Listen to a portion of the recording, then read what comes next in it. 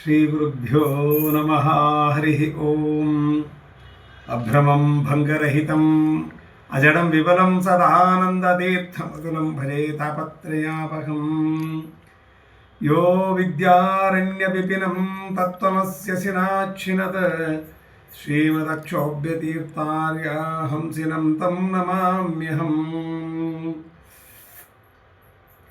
ಶ್ರೀಮದ್ರಮಾರಮಣ ಸದ್ಗಿರಿಪಾದ ಸಂಘೀ ವ್ಯಾಖ್ಯಾನಿನಾದದಖಿಲಾದುಷ್ಟದರ್ಪಂ ದುರ್ವಾದಿವಾರಣ ವಿದಾರಣ ದಕ್ಷ ದೀಕ್ಷ ಮಕ್ಷೋಭ್ಯತೀರ್ಥ ಮೃಗರಾಜ ಮಹಂ ನಮಾಮಿ.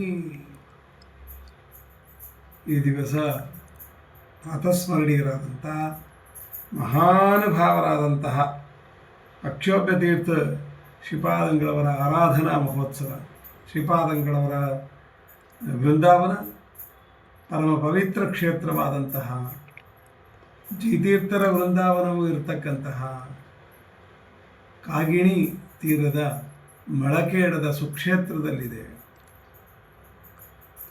ಗೋವಿಂದ ಭಟ್ಟರು ಅಂತ, ಗೋವಿಂದ ಶಾಸ್ತ್ರಿಗಳು ಅಂತಲೇ ಕರೀತಾ ಇದ್ರು. ಇವರ ಪೂರ್ವಾಶ್ರಮದ ಹೆಸರು ಭಾರದ್ವಾಜ ಗೋತ್ರೋತ್ಪನ್ನರಾಗಿದ್ದರು. ಶ್ರೀಮದ್ ಆಚಾರ್ಯರಿಂದಲೇ ನೇರವಾಗಿ ಆಶ್ರಮವನ್ನು ಸ್ವೀಕಾರ ಮಾಡಿದಂಥ ಮಹನೀಯರು. ಕ್ರಮವಾಗಿ ಮಾಧವ ತೀರ್ಥರಿಂದ ಇವರಿಗೆ ಮೂಲರಾಮದೇವರ ಪೂಜೆ, ಪೀಠಾಧಿಪತ್ವ, ವೇದಾಂತ ಸಾಮ್ರಾಜ್ಯ ಇವರಿಗೆ ಬಂತು ಅಂತ ತಿಳ್ಕೊಳ್ಬೇಕು. ಪದ್ಮನಾಭ ತೀರ್ಥರು, ನರಹರಿ ತೀರ್ಥರು, ಮಾಧವ ತೀರ್ಥರು, ತ್ರಿವಿಕ್ರಮ ಪಂಡಿತಾಚಾರ್ಯರು, ನಾರಾಯಣ ಪಂಡಿತರು, ಜಯತೀರ್ಥರು ಅಂತ ಮಹನೀಯರು ಎಲ್ಲರೂ ಇವರಿಗೆ ಸಮಕಾಲೀನ. ವಿದ್ಯಾರಣ್ಯರು, ವೇದಾಂತ ದೇಶಿಕರು ಇವರೆಲ್ಲರೂ ಕೂಡ ಇವರ ಸಮಕಾಲೀನರು. ಅಕ್ಷೋಭ್ಯತೀರ್ಥ ಶ್ರೀಪಾದಂಗಳವರು ನಮಗೆ ಮಾಡಿರ್ತಕ್ಕಂತಹ ಮಹಾ ಉಪಕಾರವನ್ನು ಯಾವ ಮಾಧ್ವನು ಮರೆಯೋ ಹಾಗೆ ಇಲ್ಲ. ಅದುವೇ ಜಯತೀರ್ಥರನ್ನು ನಮಗೆ ಅರ್ಪಣೆ ಮಾಡಿದಂಥವರು. ಜಯತೀರ್ಥರಿಗೆ ಆಶ್ರಮವನ್ನು ಕೊಟ್ಟು, ಧೋಂಡೂರಾಯನಿಗೆ ಆಶ್ರಮವನ್ನು ಕೊಟ್ಟು, ಜಯತೀರ್ಥರೆಂಬತಕ್ಕಂತಹ ಸನ್ಯಾಸ ನಾಮದಿಂದ ಜಗತ್ತಿಗೆ ಅವ್ರನ್ನ ಕೊಟ್ಟು, ಶ್ರೀಮನ್ ನ್ಯಾಯಸುಧಾದಿ ಮಹಾಟೀಕಾ ಗ್ರಂಥಗಳನ್ನು ನಮಗೆ ಕೊಡುವಂತೆ ಮಾಡಿದಂಥವರು ಇವರು, ಜಯತೀರ್ಥರ ಗುರುಗಳು. ಮುಳುಬಾಗಿಲಿನಲ್ಲಿ ಅಂಗಾರದಲ್ಲಿ ಬರೆದಂತಹ ನರಸಿಂಹದೇವರು ಹಾಗೆಯೇ ಪ್ರತ್ಯಕ್ಷನಾಗಿ ಒಡಮೂಡಿ ಅನುಗ್ರಹವನ್ನು ಮಾಡಿದ್ದಾನೆ. ಇವತ್ತು ಕೂಡ ನಾವು ಮುಳುಬಾಗಿಲಿನಲ್ಲಿ ನೋಡಬಹುದು. ಬೇಕಾದಷ್ಟು ಅವರಿಗೆ ಅವರ ಚರಿತ್ರೆಯನ್ನು ನೋಡಿದಾಗ ಬೇಕಾದ ಅಕ್ಷೋಭ್ಯ ಅಂತಂದರೆ ಈಗ ಕ್ಷೋಭೆ ಇಲ್ಲದಂಥವರು ಅಂತ ಅರ್ಥ. ಯಾವತ್ತೂ ಕೂಡ ವಿಕಾರವಿಲ್ಲದಂಥವರು, ಅಂತಹ ಹೆಸರನ್ನ ಇವರಿಗೆ ಕೊಟ್ಟಿದ್ದಾರೆ.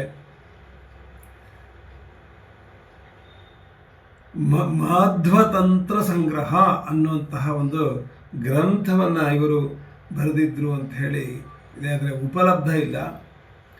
ವಿದ್ಯಾರಣ್ಯರ ಜೊತೆ ಇವರ ವಾದ ಜಗತ್ ಪ್ರಸಿದ್ಧವಾಗಿರತಕ್ಕಂತಹದ್ದು ಇಲ್ವಾ?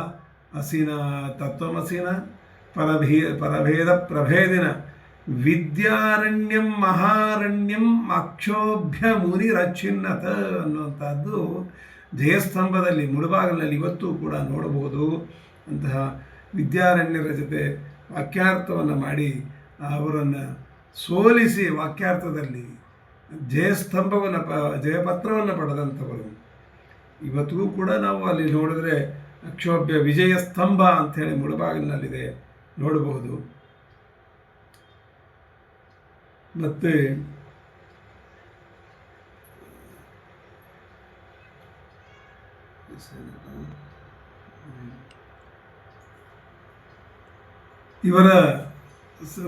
ಇವರ ಜೊತೆ ಅವರು ಮಹಾದೇವ ಭಟ್ರು ಅಂತ ಬ್ರಹ್ಮಹತ್ಯಾ ದೋಷವನ್ನು ಶಂಕ ಪ್ರೋಕ್ಷಣೆಯಿಂದಲೇ ಹೋಗ್ತದೆ ಅಂತ ಇವ್ರು ಹೇಳಿದ್ರು.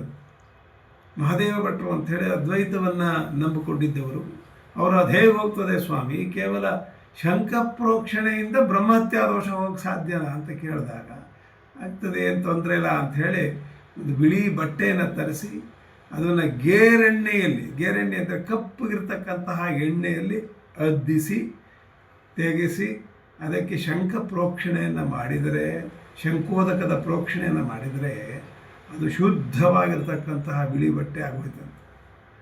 ಅಂತಹ ಒಂದು ಕೇವಲ ಪರಮಾತ್ಮನಿಗೆ ಅರ್ಪಣೆ ಮಾಡಿದಂತಹ ಶಂಖೋದಕ, ಅದರಿಂದ ಬಟ್ಟೆಗೆ ಹತ್ತಿರ್ತಕ್ಕಂತಹ ಕಪ್ಪು ಕಪ್ಪೆ ಹೋಗ್ತದೆ ಅಂದರೆ ಬ್ರಹ್ಮತ್ಯ ಹೋದಲೇ ಅನ್ನುವಂಥ ಅವರಿಗೆ ಜ್ಞಾನವನ್ನು ಬರೆಸಿದರು.